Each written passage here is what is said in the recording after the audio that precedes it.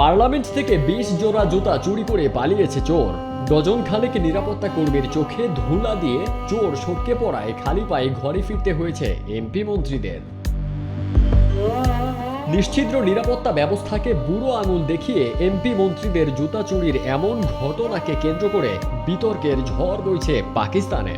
পাকিস্তানি গণমাধ্যমের খবরে জানা যায়, 19 এপ্রিল ইসলামাবাদের পার্লামেন্ট চত্বরে থাকা একটি মসজিদে ঘটে গেছে অনাকাঙ্ক্ষিত এই জুতা চুরির ঘটনা।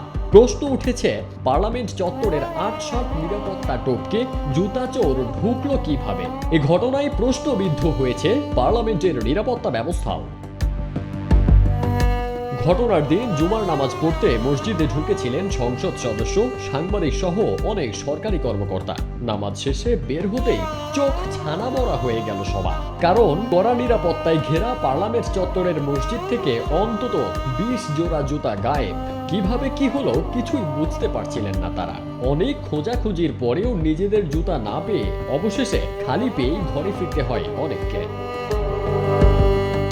এই ঘটনা জানতে পেরে পাকিস্তানের জাতীয় পরিষদের স্পিকার সর্দার আয়াজ সাদিক তীব্র উষ্মা প্রকাশ করেছেন। পার্লামেন্ট চত্বরে নিরাপত্তা ব্যবস্থার ত্রুটি অনুসন্ধানে সূক্ষ্ম তদন্তের নির্দেশ দিয়েছেন তিনি।